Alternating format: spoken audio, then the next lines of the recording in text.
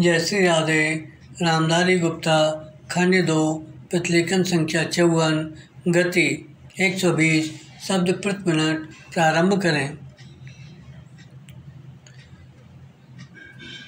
महोदय, बोलचाल की तथा अखबारों में प्रयुक्त होने वाली भाषा जितनी सरल हो उतना ही अच्छा है और उसको समझने में हिंदी और उर्दू बोलने वालों दोनों को ही कोई कठिनाई नहीं होनी चाहिए।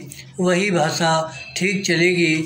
मैं उत्तर भारत के लोगों से जहाँ हिंदी अथवा हिंदुस्तानी बोली जाती है यही कहना चाहता हूँ कि यदि वे चाहते हैं हिंदी अथवा हिंदुस्तानी सारे भारतवर्ष में चले तो उनको अहिंदी भाषियों को अपने साथ लेने का प्रयास करना चाहिए, क्योंकि वे जिस भाषा को नहीं अपनाते वह सारे देश की भाषा नहीं हो सकती।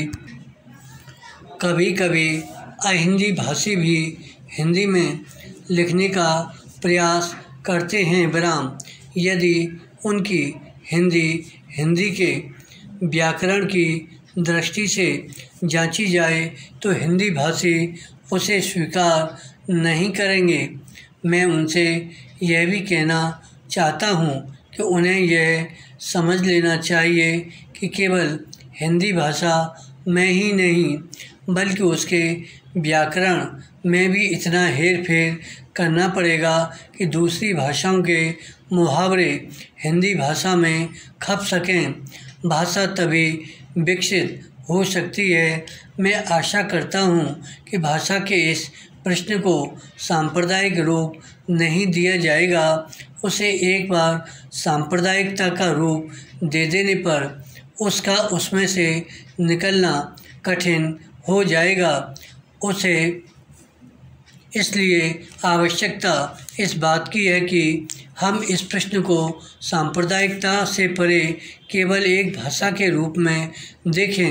और भाषा का अर्थ यह है कि अपनी भावनाओं और अपने विचारों को उसी के द्वारा दूसरों तक पहुंचाया जा सके।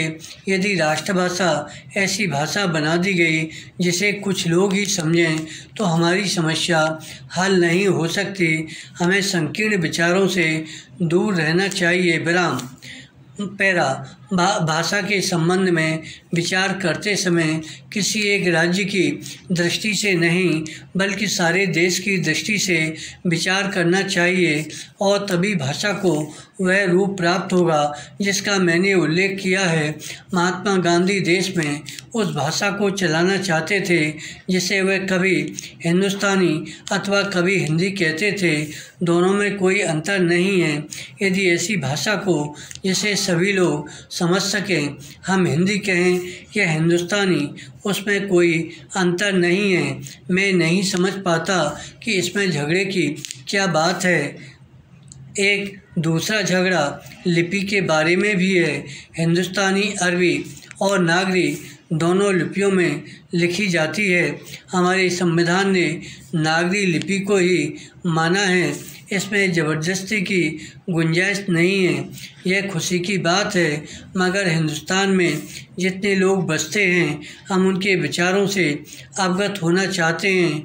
यदि हम उनको समझना चाहते हैं तो हिंदुस्तान की जितनी लिपियां हैं उनको हमें सीखना होगा।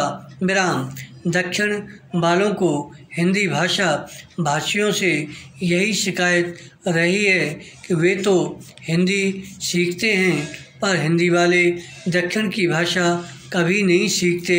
उसी प्रकार उर्दू के अक्षर हम जानें और उर्दू की किताबों से अपना परिचय रखें तो उनसे हमारा संबंध और अधिक घनिष्ठ हो सकता है। धन्यवाद।